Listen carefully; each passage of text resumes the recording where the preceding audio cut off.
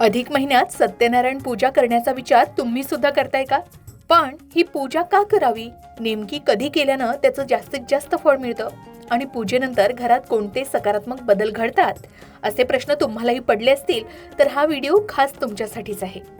अधिक महिना म्हणजेच भगवान श्रीहरी विष्णूंच्या सेवेचा सुवर्णकाळ. आपण वर्षभर अनेक पूजा करतो, पण या पुरुषोत्तम मासात केलेले सत्यनारायण घराचं नशीब कसे बदलू शकते? आणि अनेक भक्तांना आलेले अनुभव, सुख शांतीचे मार्ग आणि या पूजेसाठी सर्वात शुभ दिवस कोणते, हे सर्व आज आपण या व्हिडिओमध्ये जाणून घेणार आहोत. त्याचबरोबर व्हिडिओच्या शेवटी तुम्हाला अशी एक गोष्ट सुद्धा समजणार आहे जी अनेक लोक पूजेच्या वेळी विसरतात आणि त्यामुळे पुण्याचं फळ कमी मिळतं. चला तर मग माहितीला सुरुवात करूया. असं म्हणतात की ज्या घरात अधिक महिन्यात श्रद्धेनं सत्यनारायण पूजा केली जाते त्या घरातील आर्थिक अडचणी कमी होतात, नकारात्मक ऊर्जा दूर होते आणि कुटुंबात सुख शांती सुद्धा वाढते. पुराणांनुसार पुरुषोत्तम मासात भगवान विष्णूंचं नामस्मरण आणि पूजा केल्याने अनेक जन्मांची पाप नष्ट होतात आणि मनोकामना पूर्ण होतात. आता अधिक महिन्यात सत्यनारायण पूजा कधी करावी? तर अधिक महिन्यात कोणत्याही शुभ दिवशी पूजा करता येऊ शकते, पण विशेषतः काही दिवस उत्तम मानले जातात. जसे गुरुवार, एकादशी, पौर्णिमा, संकष्टी नंतरचा दिवस. कुटुंबातील शुभ कार्याच्या निमित्ताने आपण कोणत्याही दिवशी सत्यनारायण पूजा घालू शकता. सायंकाळच्या वेळी किंवा प्रदोष काळात पूजा करणं शुभ मानलं जातं. काही जण सकाळी स्नानानंतरही पूजा करतात. धार्मिक मान्यतेनुसार अधिक महिन्यात सत्यनारायण पूजा केल्याने घरात सुख शांती वाढते, आर्थिक अडचणी कमी होतात, अपूर्ण कामांना गती मिळते, पितृ आणि देवकृपा मिळते, मनाला समाधान मिळतं आणि सकारात्मकताही मिळते.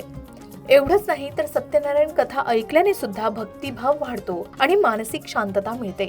आता सत्यनारायण पूजा अगदी घरच्या घरी करायची झाली तर यासाठी काय साहित्य लागेल आणि ती कशी करावी या संदर्भात संपूर्ण माहितीचा व्हिडिओ तुम्हाला आमच्या चॅनलवर पाहायला मिळेल. तरी सुद्धा आपण पूजेसाठी आवश्यक गोष्टी आणि आणखी काही प्रश्नांची उत्तरं सविस्तर समजून घेऊया.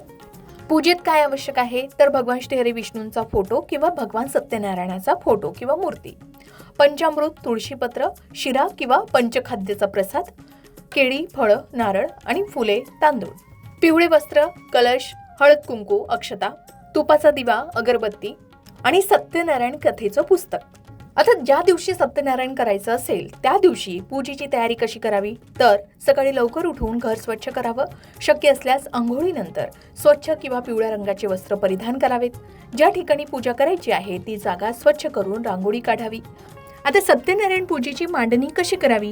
तर स्वच्छ जागेवर पूर्व पश्चिम चौरंग मांडून त्याभोवती रांगोळी काढावी. त्यावर गुलाल टाकावा. आवडीप्रमाणे सजावट करावी.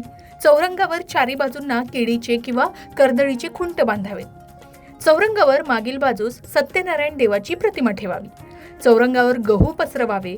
उजव्या बाजूला चौरंगावर मुठभर तांदूळ ठेवून त्यावर गणपती बाप्पाची मूर्ती किंवा प्रतिमा ठेवावी किंवा त्याचं प्रतीक म्हणून सुपारी ठेवावी.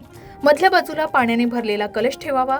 कलशात गंध, फुले, अक्षता, सुपारी, दुर्वा आणि एक नाणं ठेवावं. आंब्याच्या डहाळा ठेवाव्या आणि त्यावर विड्याची 5 पानं ठेवावी. कलशावर हळद कुंकवाची बोटं ओढावी आणि कलशावर ताम्हण ठेवून त्यात तांदूळ भरावे. मध्यभागी एक सुपारी ठेवावी. त्यानंतर वरुणाचं प्रतीक म्हणून 8 दिशांना 8 पाल्यांच्या सुपाऱ्या मांडाव्या. चौरंगावर डावीकडे 5 विडे मांडावे. प्रत्येक विड्यावर एक हळकुंड आणि खारीक ठेवावी. डावीकडे समई ठेवावी आणि गणपती बाप्पाच्या मागे शंख ठेवावा. श्री सत्यनारायण ही सगुण पूजा आहे. काही विशेष निमित्तानं चैतन्य शक्तीचं स्मरण, पूजन करणं, तिच्याविषयी कृतज्ञता व्यक्त करणं हा सत्यनारायण पूजेचा हेतू असला पाहिजे. मनाला उभारी, प्रसन्नता वाटेल, श्रद्धा निर्माण होईल, पुरुषार्थाची उपासना करण्याची प्रेरणा जागृत होईल, असे सत्यनारायण पूजेचे स्वरूप असले पाहिजे असं मानलं जातं. सत्यनारायण पूजा करताना घरातील सर्व मंडळी, आप्तेष्ट, मित्रमंडळी यांनी असणं उत्तम मानलं जातं, कारण या पूजेचा आणि कथेतून निर्माण होणाऱ्या सात्विक लहरींचा सर्वांना लाभ आणि पुण्य मिळतं असं म्हटलं जातं. त्यानंतर भगवान श्रीहरी विष्णूंना हळद, कुंकू, फुलं आणि तुळशीपत्र अर्पण करावं. त्यानंतर दिवा लावून मंत्रजप करावा. ओम नमो भगवते वासुदेवाय या मंत्राचा 108 वेळा जप करावा. हे विशेष लाभदायक मानलं गेलंय. आता घरच्या घरी साध्या पद्धतीने सत्यनारायण पूजा करायची असेल तर ही पूजा करण्यासाठी खूप मोठा खर्च किंवा भव्य तयारीचीही गरज नाही. श्रद्धा आणि स्वच्छ मन असलं तरी पूजा पूर्ण फलदायी ठरू शकते. मग पूजेची तयारी झाली, पूजेला सुरुवात झाली की सत्यनारायणाची कथा ऐकावी.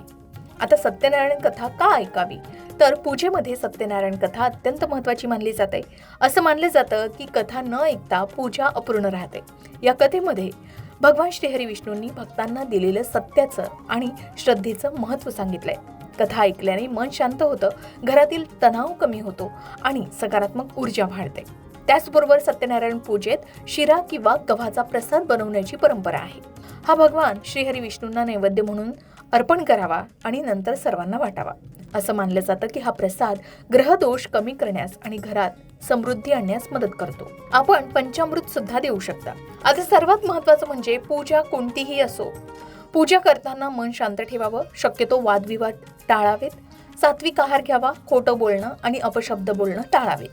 तुळशीशिवाय विष्णुपूजा अपूर्ण मानली जाते, त्यामुळे तुळशी पत्र अर्पण करूनच नैवेद्य द्यावा. आता सर्वात महत्त्वाचा प्रश्न घरातील महिलांना पडतो की महिला ही पूजा करू शकतात का? तर होय, महिला देखील ही पूजा पूर्ण श्रद्धेने करू शकतात.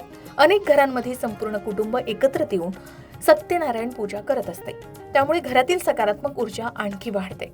आपणही सहकुटुंब सत्यनारायण पूजेला हजेरी लावून देवाचे आशीर्वाद घ्यावेत. आता पूजा झाल्यानंतर नेमकं काय करावं, तर पूजा झाल्यानंतर भगवान श्रीहरी विष्णूंची आरती करावी, त्यानंतर प्रसाद वाटप करावे आणि शक्य असल्यास गरजू व्यक्तींना अन्नदान करावे. अधिक महिन्यात केलेलं दान हे पुण्यदायी मानलं जातं. तर सत्यनारायण पूजा म्हणजे फक्त एक धार्मिक विधी नाही, तर ती सत्य, श्रद्धा आणि सकारात्मकतेचा संदेश देणारी पूजा आहे. भगवान श्रीहरी विष्णूंना प्रसन्न करण्याचा हा सर्वात सोपा मार्ग आहे आणि तो आपण मनापासून भक्तिभावाने केला तर नक्कीच आपल्याला त्याचं अधिक पटींनी फळ मिळू शकतं. यात मोठेपणा, पैसा किंवा दिखावा यापेक्षा शुद्ध मन अधिक महत्त्वाचं मानलं जातं. तर मंडळी, अधिक महिन्यात सत्यनारायण पूजा कधी करावी, घरच्या घरी पूजा कशी करावी आणि या पूजेचे फायदे काय आहेत याची संपूर्ण माहिती आपण जाणून घेतली. तुम्हीही या अधिक महिन्यात श्रद्धेनं सत्यनारायण पूजा करता का? आणि भगवान श्रीहरी विष्णूंना प्रसन्न करण्यासाठी या अधिक महिन्यात कोणते विशेष कार्य करता? कमेंट करून नक्की सांगा. अशाच प्रकारे सण, उत्सव, व्रतवैकल्य, उपासना, पूजाविधी या संबंधित आणखी काही माहिती हवी असेल किंवा वास्तुशास्त्र, अंकशास्त्र, ज्योतिषशास्त्र या विषयावर तुमच्या मनात काही शंका असतील तर त्या कमेंट बॉक्समध्ये नक्की विचारा. तसेच तुम्हाला आणखी कोणत्या विषयांवरचे व्हिडिओ ऐकायला आवडतील हेही आम्हाला कमेंट करून जरूर कळवा. या सर्व विषयांवर योग्य आणि संपूर्ण मार्गदर्शन तुमच्यापर्यंत पोहोचवण्याचा आमचा हा प्रयत्न नेहमीच राहील, म्हणून कमेंट करायला विसरू नका. अशाच प्रकारच्या माहितीपूर्ण व्हिडिओसाठी लोकमत भक्ती चॅनलला नक्की सबस्क्राईब करा आणि बेल आयकॉनला क्लिक करा, म्हणजे आमच्या नवनवीन व्हिडिओचं नोटिफिकेशन तुम्हाला मिळत राहील. तसेच योग्य आध्यात्मिक मार्गदर्शनासाठी लोकमत भक्तीच्या फेसबुक पेज आणि इन्स्टा पेजला लाईक आणि फॉलो करायला विसरू नका.